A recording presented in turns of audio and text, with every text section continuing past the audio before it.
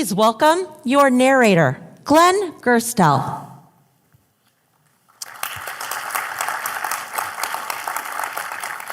Good morning, I'm Glenn Gerstel, and I'll set the stage for our immersive panel today, introduce the cast, and then I'll join the cast myself. But first, thank you for joining us today for a simulated meeting in the famed White House Situation Room, which is actually far less glamorous than it sounds. A meeting of key members of the National Security Council staff and staff of the National Cyber Director and representatives of the various federal departments has been urgently called because there are reports of ongoing ransomware attacks against critical infrastructure across the country. And we're going to ask you in the audience to play a role here too, as I'll explain in a minute. Since you all got up early in the morning to join us, I'm assuming that you might just wonder just what would happen if the nation experienced a coordinated cyber attack. How would the principles of the National Cybersecurity Strategy be put into place? How would the private sector and the public sector work to defend the nation? If you work for a critical infrastructure entity, you may have received the question from your boss. How would your organization work with the government if infrastructure was taken down by an attack? Our goal today is simple, to give you a sense of what goes on behind the scenes at 1600 Pennsylvania Avenue and in the halls of government. And in particular, shed light on the interaction in situations like this between the federal government and the private sector. But much like you do when attending a show or seeing a film, I'm going to ask you to suspend your disbelief just a little. Our scenario is totally fictional. We're going to compress what might be hours of meetings stretching over days and weeks into just 50 minutes. And even though our cast is multi-talented, we can't play every possible role. And in reality, some of these meetings might involve dozens of people. A few more quick disclaimers. First, although several of our cast members have indeed sat in the real-life White House Situation Room, we are, of course, not here representing the administration or claiming to reflect how any administration will handle the scenario we present today. Neither, of course, are we representing in any way our employers. We're just doing this as individuals. And second, we picked a handful of roles to be representative. We also took some liberties in envisioning who might chair the meetings, as that might change not only by the particular topic to be covered, but also by the administration or the personalities in the room. And one more liberty we're taking is that if I was really in the Situation Room, I'd be in a suit and tie, and more importantly, none of us would have cell phones or laptops. They're all banned for security reasons. Now we come to your part. At the end, you'll have a decision to make, and we'll ask you, the audience, to play the role of the principals of the National Security Council, the heads of various cabinet departments and other senior officials. There are options this group will provide to you at the end, and you'll have to decide what your recommendation would be for the president. So let me whisk you off to the Situation Room, where Suzanne Spalding, the National Cyber Director, the person statutorily responsible for advising the president on cyber, has called a meeting with Phyllis Schneck, the Director of the Department of Homeland Security's Cybersecurity, the Director of the Department of Homeland Security, Cybersecurity and Infrastructure Security Agency, always a mouthful, CISA, Bob Huber, an Assistant Director of the Federal Bureau of Investigation, Preston Golson, who is the National Security Council Coordinator for Strategic Communications. And then finally, I'll step out of my narrator role and take my seat at the table. I'm going to be representing the Director of the National Security Agency, a role that's also dual-hatted as the head of the United States Cyber Command. Well, I see that everybody's already at the table, so that means I'm late, so I better get to the meeting.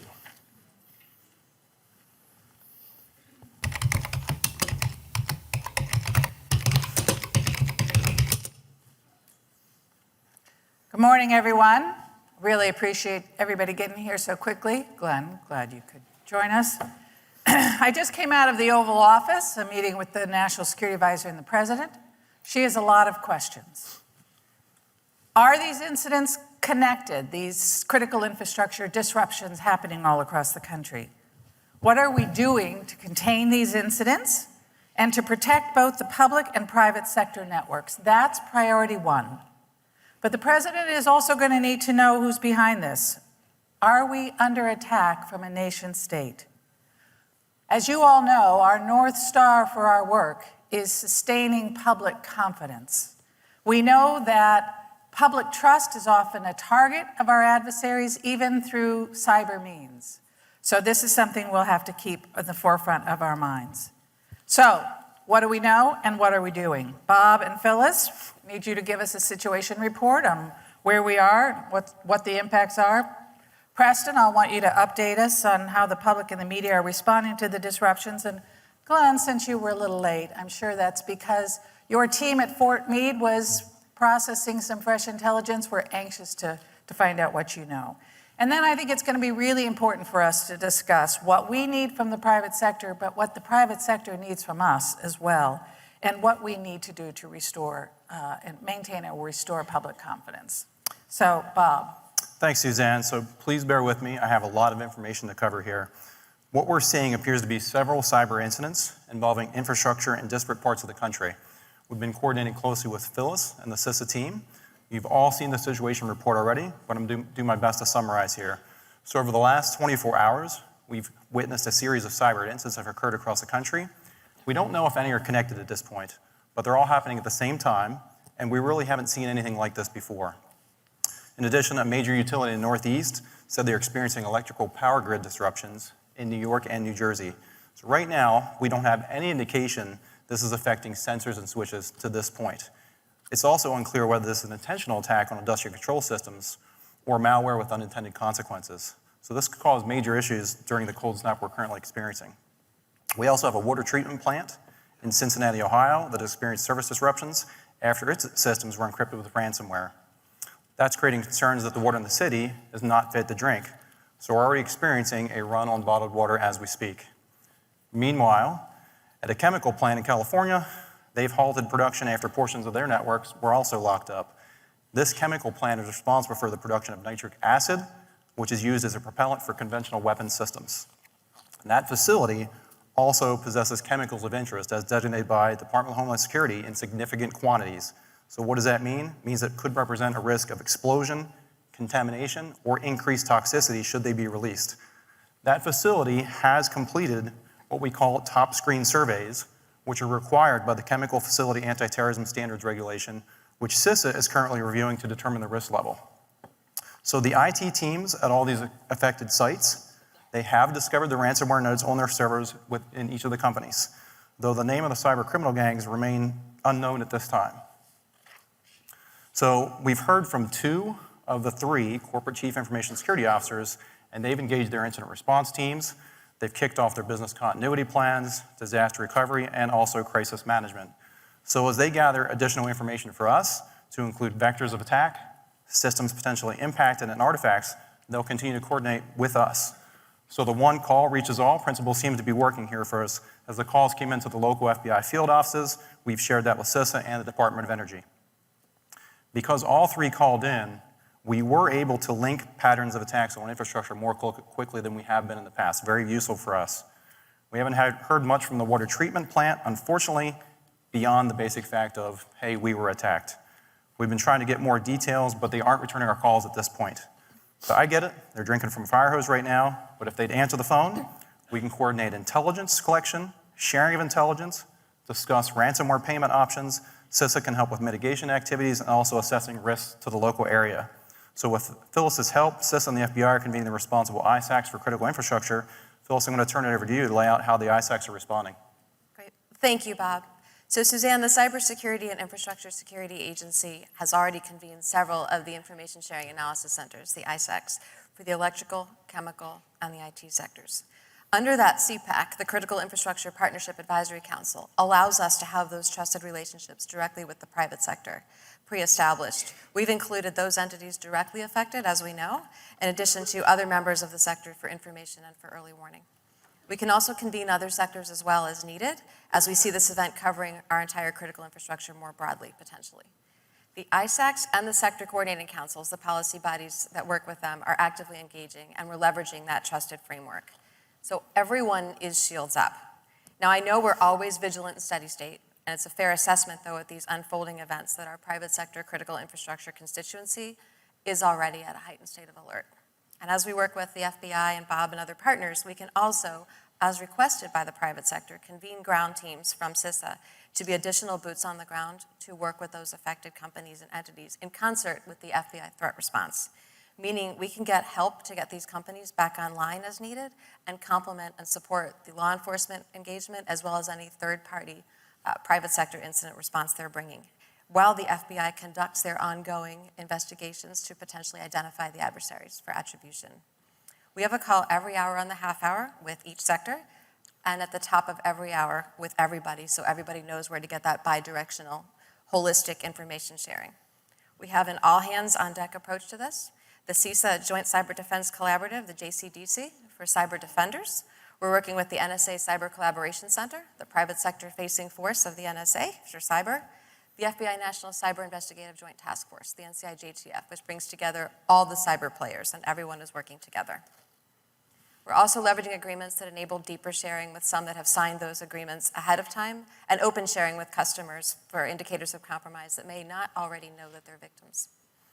We also have a strong focus with our state, local, tribal, and territorial resources via the Multi-State Information Sharing and Analysis Center, and looking toward recovery, engaging other resources as necessary, potentially with the National Guard.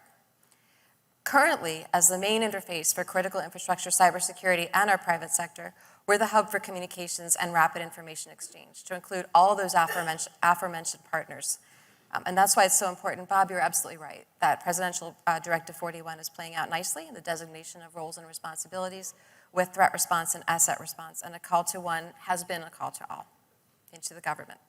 We're gaining indicators of compromise from multiple sources. We're analyzing them together as one U.S. government and pushing all of that information out, especially as we can in an automated fashion, to our managed cybersecurity providers, our IT providers, our telecom providers, to embed that information in any automated tools that our cyber providers and companies are using. Great, and that will help smaller companies as well. Correct. That's great, Phyllis, thank you.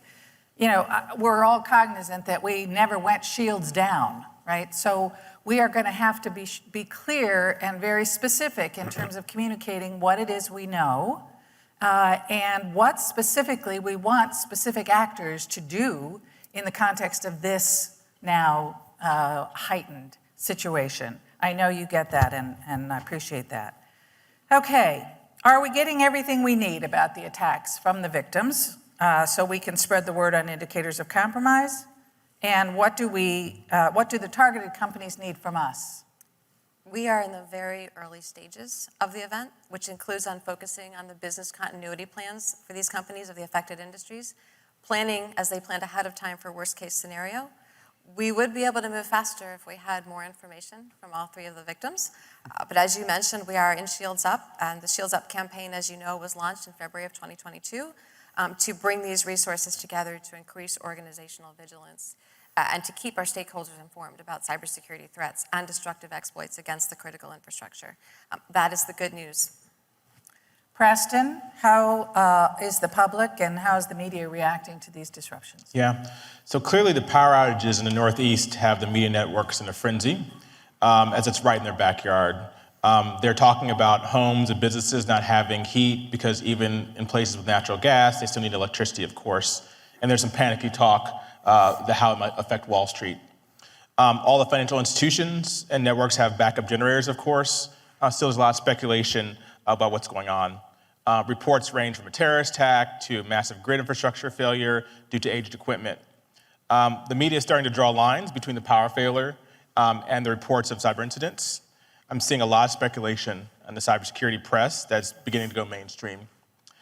Every notable name in cyber is getting a call from the major networks and papers right now to come on TV and explain what's happening. The cybersecurity press is all over this, and we're seeing reflections from employees at infrastructure companies that there's an ongoing incident. And I'm also hearing from congressional affairs, colleagues at the media, and constituents are calling senators and representatives nonstop. Many representatives are gonna go and fill the air with anything that comes to their mind, good or bad, until they have a clear understanding of what is going on. And to be frank, all this government and private sector partnership activity you've all described is no good if no one knows about it. So a few people know what an ISAC is, and I'm concerned that this will come off as a little bit of alphabet soup when I brief the press on this. It's bad enough that we don't have all the facts, but it's gonna sound bad if we don't have a clear communications plan. The White House press secretary is going to need clear talking points and that lay out the concrete actions government is doing to protect the country. This can't be cyber inside baseball. Yeah, we're going to have to continue to keep Congress fully up to speed, get them the latest information that we have, and we need to make sure that our messages are measured and that they are clear. We want to be very careful not to overstate our knowledge or our level of confidence.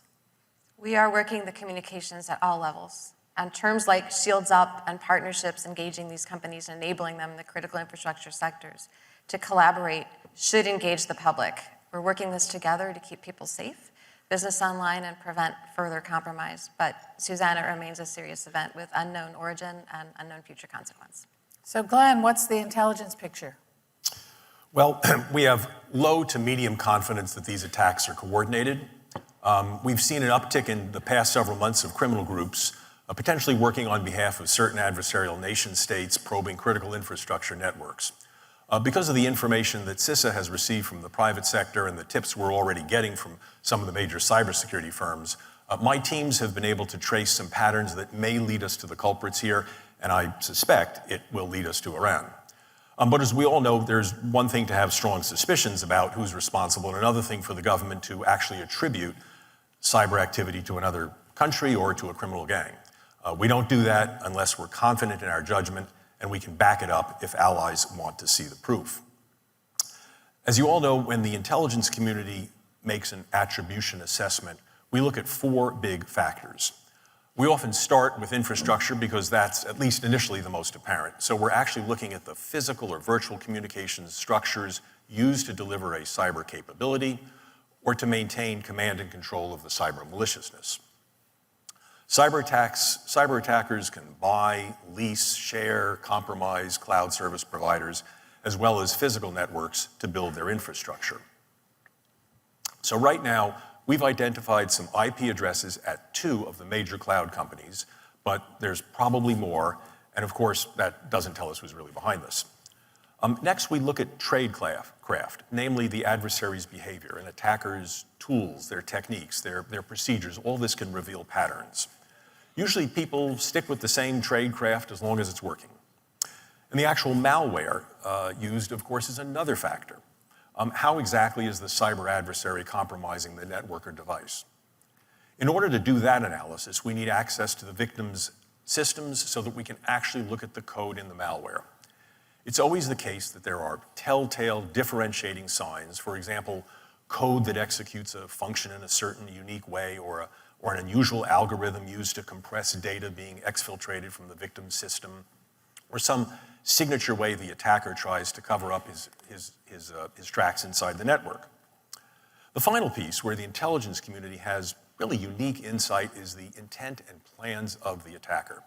We sometimes know whether another country has a motive to launch an attack, maybe in retaliation for a political event, or maybe just to call attention to a special date in history that might be embarrassing for the victim.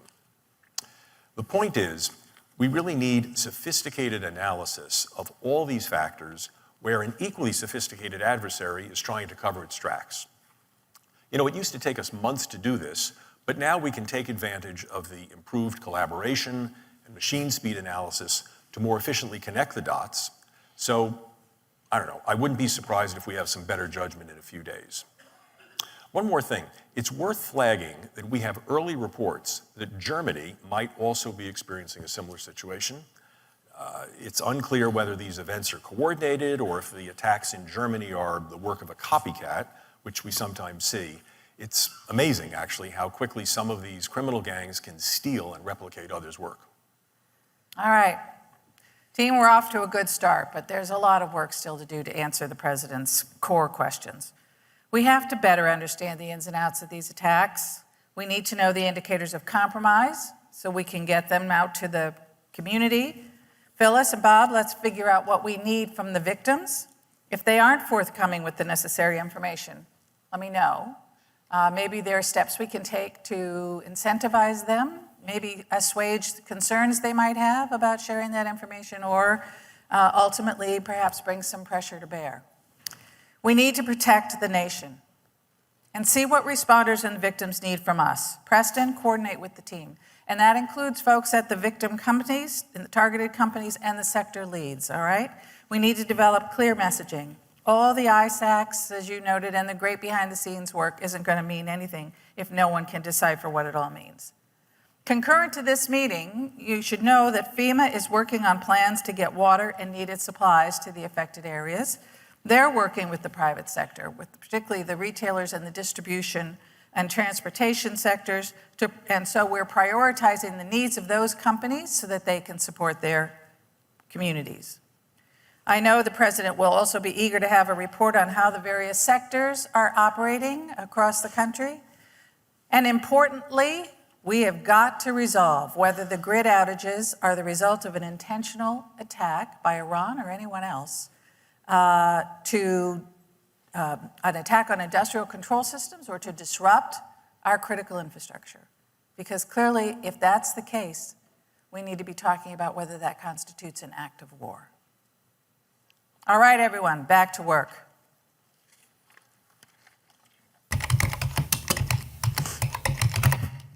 Good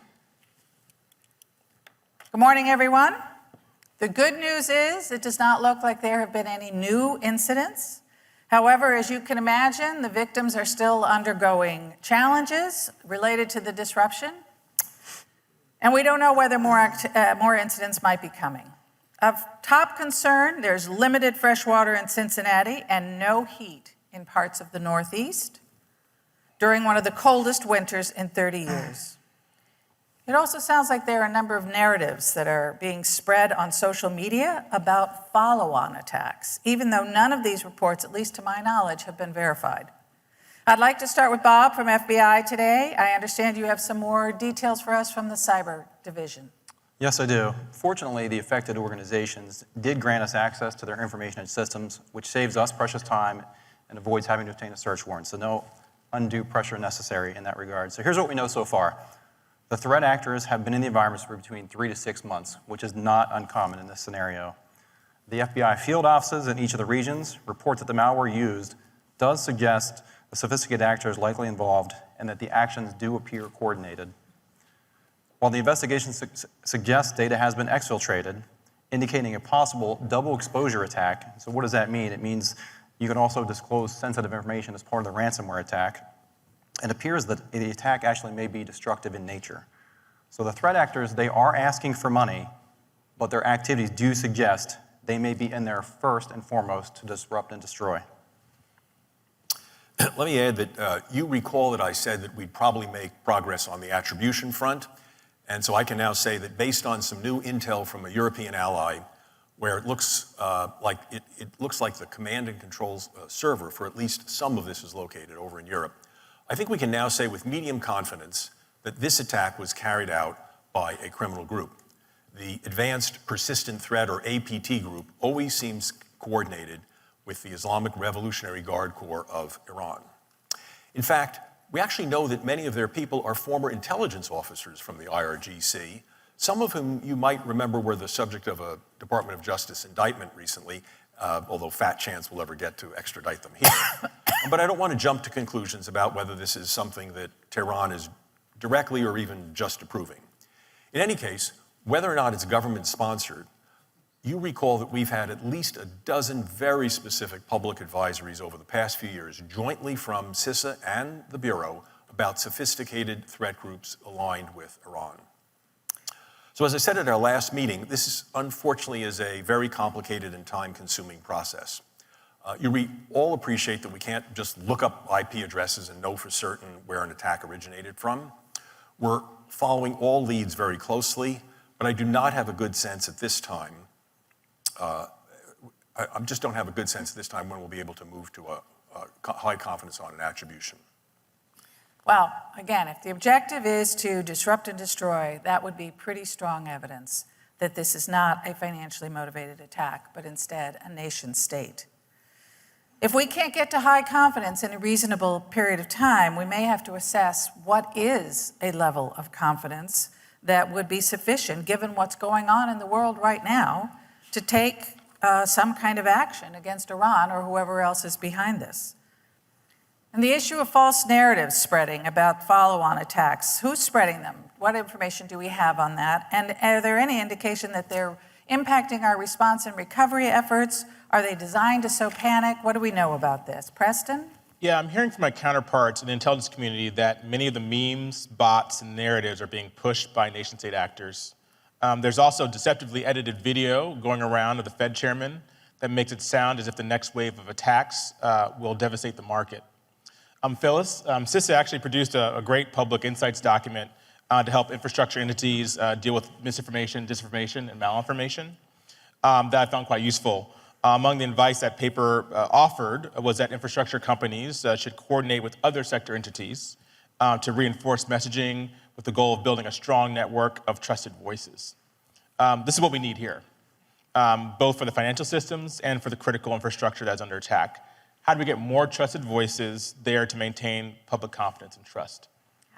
Then thank you, Preston. We are leveraging that CPAC framework and the preset relationships of the private sector together and with the government, and the constant open phone bridges and scheduled briefs, as mentioned, to get all the facts into the critical infrastructure, the lines of communication, and to inform the executives.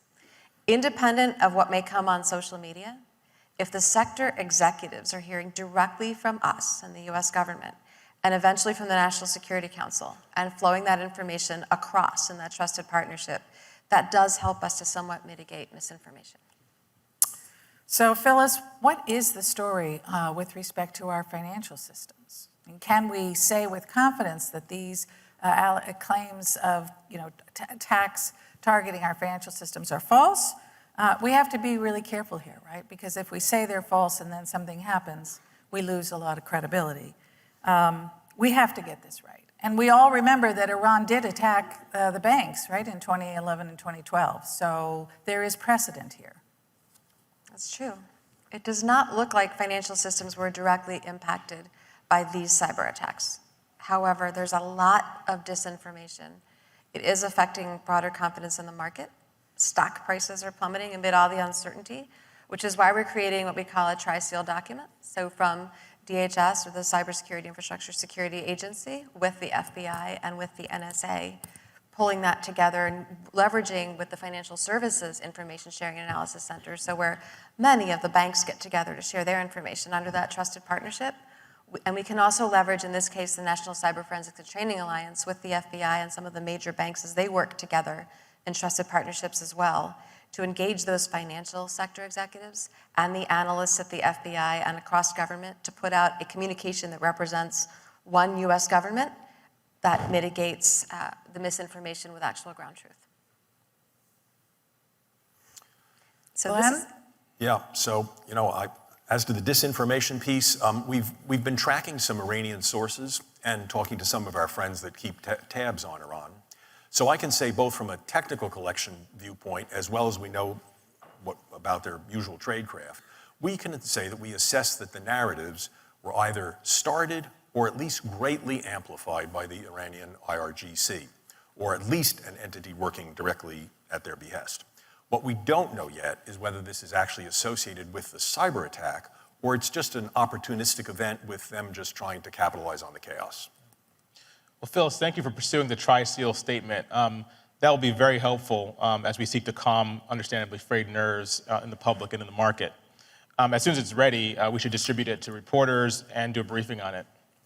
In addition to this voice from industry, we're going to message from the White House the banking systems are safe. At least we have no indication that they have been affected by any malicious cyber activity. We can also message that there is disinformation being driven by online foreign adversaries. Also, if we can get validation from the cybersecurity and researcher community, this would help as well. Phyllis, is there anything CISA can do to help on that front? yes, so I suggest that joint advisory, when we put out the solid information that counters the disinformation narratives, will also include work from the cyber researchers and the cybersecurity community and the vendors. We'll indicate what we know about what's originating and put all that out together. Great. All right, I'll give the president an update. We've identified the criminal perpetrator, but there are significant indications that Iran may be behind it, particularly if it turns out that the primary objective is disruption and destruction. We have information attacks targeting trust in the banks, and there may be multiple foreign actors behind these, right? We may see a release of personal sensitive information or other sensitive information as the malware attacks might move to extortion. And then here's what we're doing. The IC is spearheading the attribution effort and developing response options if we determine that it's Iran or another nation state. CIS is working with the targeted businesses and the involved response firms to get and share information that can help others protect their networks. FBI is moving against the criminal group, working with Germany and other allies. Our communications team will coordinate with relevant departments and the private sector on messaging to counter the disinformation narratives. This is really urgent. Okay, team, back to work.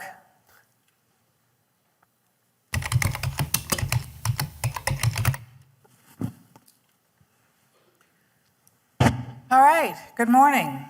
First, I want to thank my twin sister, the National Cyber Director, for doing such a great job chairing the last two meetings and for leading the interagency efforts to defend our networks and critical infrastructure.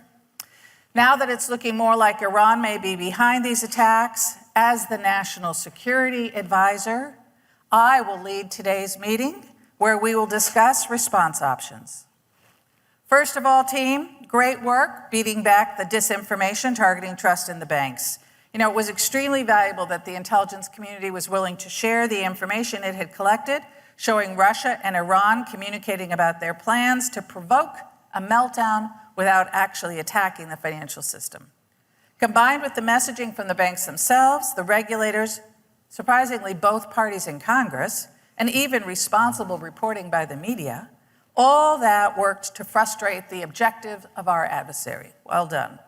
Also on the good news front, we're still not seeing any new attacks, although it's not yet clear that the attackers have been fully kicked out of the victim's network. I know that last piece is going to take some time.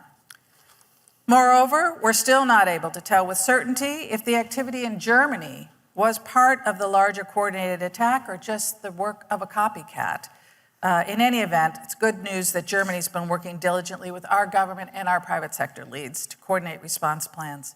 We're also working with Germany and the EU on public statements, making it clear that these attacks are unacceptable and that we are looking into all options, including possible multinational sanctions on any countries involved in these attacks. I want to thank the State Department for all the work in keeping our allies up to speed and also working with the Swiss to convey these messages to Iran. We're also reaching out to Russia to make clear that we are concerned about evidence of collaboration with Iran on cyber and warning them not to engage in cyber or information operations to undermine trust in our critical infrastructure, including our banks. How's the recovery process going? Phyllis, what types of assistance have we been able to offer to the private sector? Well, the good news is there are a number of industries that were proactive in sharing information, and they had already mapped out continuity of operations plans ahead of the incident. In particular, one was already able to engage their backup files. They're following a pre-established playbook. They're having their boardroom conversations on potential payments or not, and the scenarios on time to return to normal business for customers, if they're ready to switch to alternate data centers and a different part of the power grid. Now, unfortunately, we haven't had much luck working with some other sectors that had not created or exercised resilience plans more recently. We have engaged the Office of Foreign Asset Control at Treasury in case the adversary is identified as a sanctioned nation. That would affect the affected entity's ability to legally pay.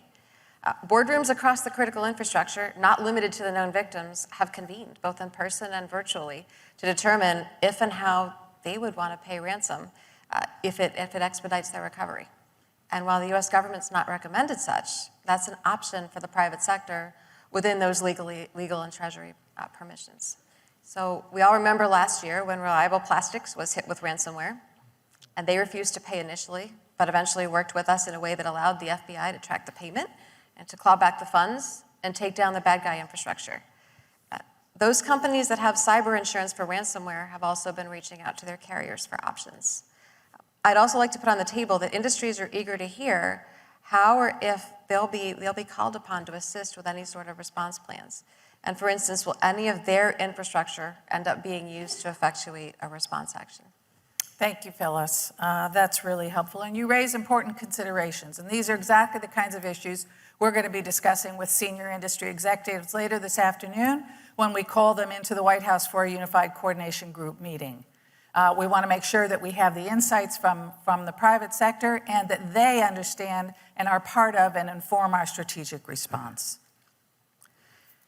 In order to properly assess our options for response, here the President is going to need more on who's responsible for these attacks. Glenn, can we yet say that we know Iran was behind the attack, operating ostensibly through a criminal gang?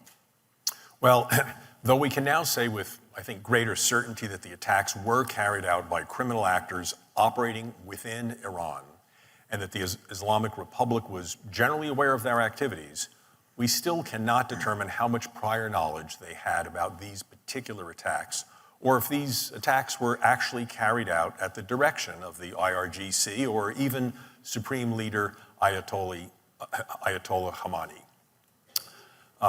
So depending upon the IRGC's level of involvement, we're going to have to consider whether this is whether a criminal case against the cyber gang is sufficient, or whether we do something diplomatically, or on the other end of the spectrum, as you've said before, do we need to start considering if this is an act of war? So we'll need to be very clear about whether or not this is an act of war. If it is, that could mean the impacted private sector industries might not be covered by their cyber insurance plans. And that distinction will determine how costly the recovery process is for the private sector. The words we use and the actions we take affect the private sector in morale, potential further adversary actions, and have legal and insurance ramifications for the entire private sector. And that's why our partnership is so critical. We're all here today in a facility, drinking water and under lights provided by the private sector while we determine how to protect them. Got it.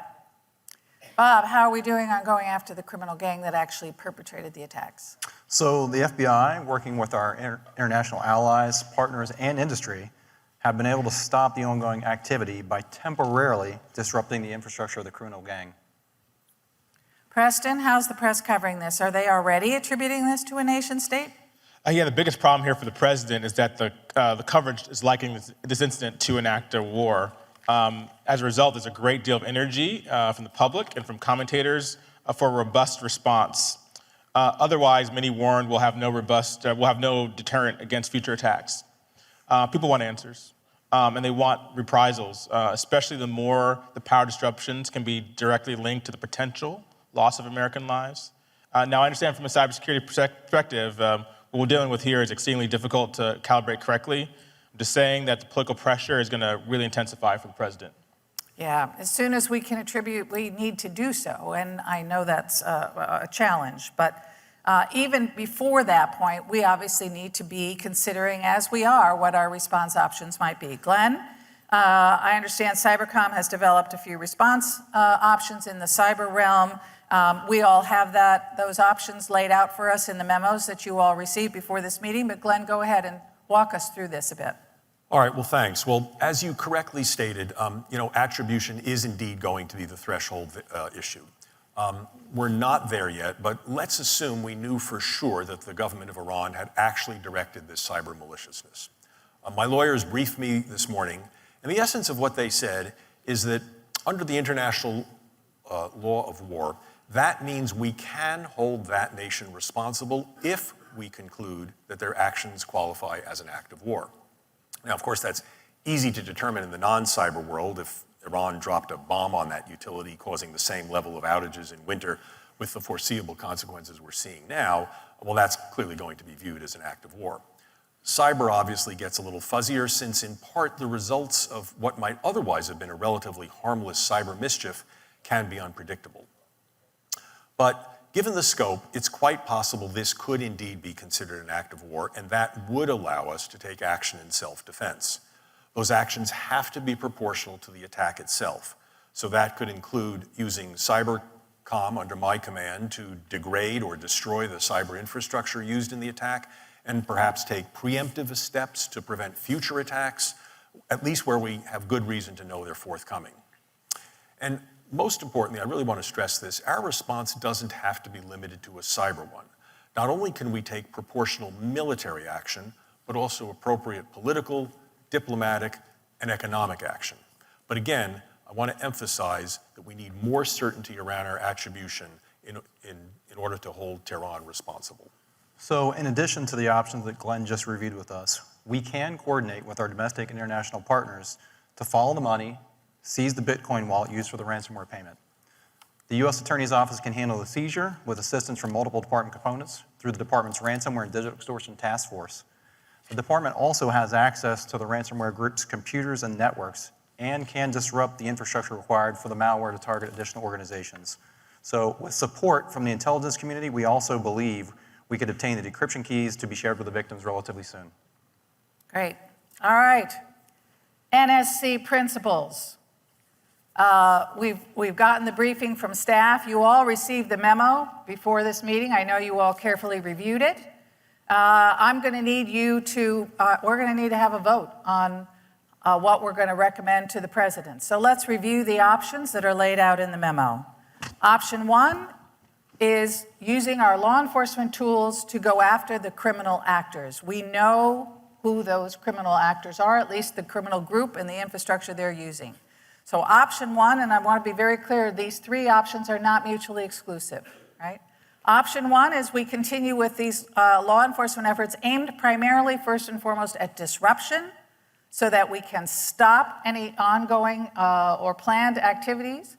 And then we can focus on trying to identify the individual actors.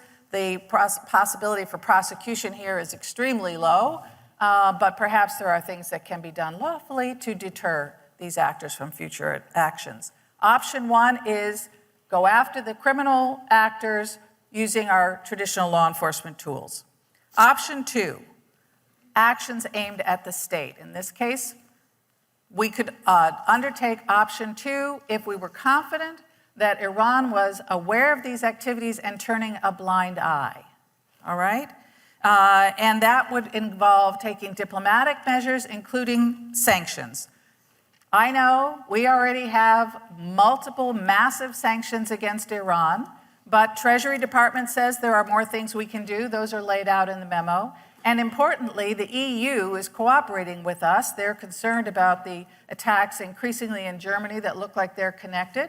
And they did lift many of their sanctions against Iran, and so they could reimpose some of those. And finally, Germany is looking at imposing unilateral sanctions. So that's option 2. Option 3, moving from law enforcement diplomatic sanctions to military and intelligence activity, right? This is something that we would recommend only if we get to the adequate level of confidence, ideally a high level of confidence, that Iran not only knew about this activity, but in fact was directing it or actively encouraging it. On that assumption, DOD and the military has laid out a series of actions that they could take, and this is limited to the cyber realm right now.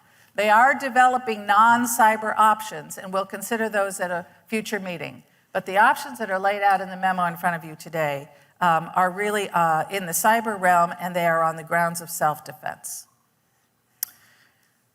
So we're going to discuss these. And on that last item, we could make a decision at that time whether to make this public or not, the activity that we're taking under option 3. I know the IC has raised some concerns with going public on this, including, and the State Department agrees with this, there is a concern of escalation, of course, right? If it's public that we've done this to Iran, that puts pressure on the Supreme Leader to do something in response. That said, I always assume that the shelf life of secrets is vanishingly short. We should only undertake this option with the understanding that it is likely to become public, and we should make our decision accordingly. So what are your thoughts on these options? We've got just a few minutes before I have to go report to the president. If we decide to take action against Iran, I highly recommend we tell the private sector owners and operators ahead of time that they need to be in a shields up posture preparing for potential retaliation. Of course they are already, but we need to be proactive, and we need to be sure we're working closely with them to help protect them. Depending on the option we choose, we should consider whether or not we fully brief the relevant private sector entities of those plans, because they're going to be frustrated. If we can't tell them at this stage who's behind the attacks, and I know that we can't, the recommendation is we try to be as forthcoming as we can with those affected industries.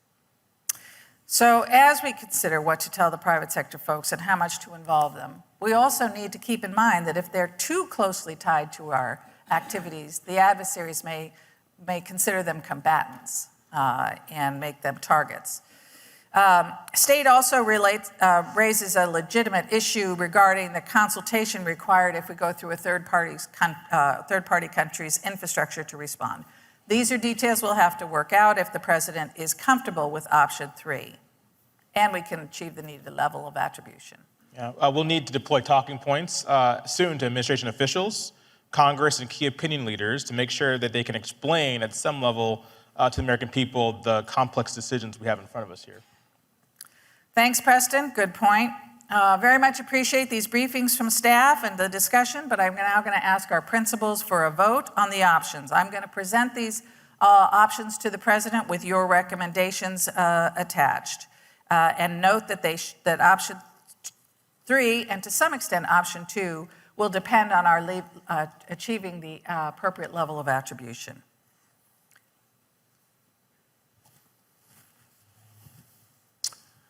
So I'll step back into our narrator role, my narrator role, and we're going to end the scene here for a minute. And now we're going to turn to you. You've heard the options. You're the National Security Council, and you get to decide what option or options you may want to recommend to the president. So many of you may feel that you don't have all the information that you'd need in order to make a decision, but that's often the case in these situations. To recap, here are the 3 options. They're not mutually exclusive. Option 1 is to limit the actions to law enforcement, involving shutting down the threat actor servers, trying to recover the cryptocurrency used as ransom, etc. Option 2 is to do the law enforcement actions, plus also take diplomatic actions such as sanctions, which you just heard the Homeland Security Advisor talk about, against the nation state, Iran, which we believe is ultimately attributable for this action.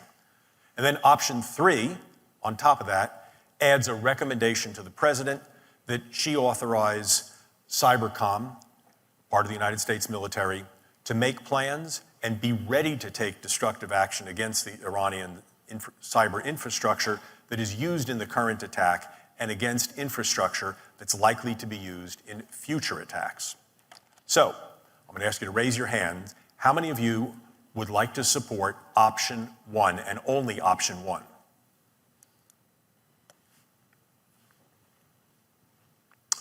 Okay. How many of you would support option 2, which, as I said, builds on option 1? Option 2. Okay. And then finally, how many of you would support option 1, 2, and also 3, the military option?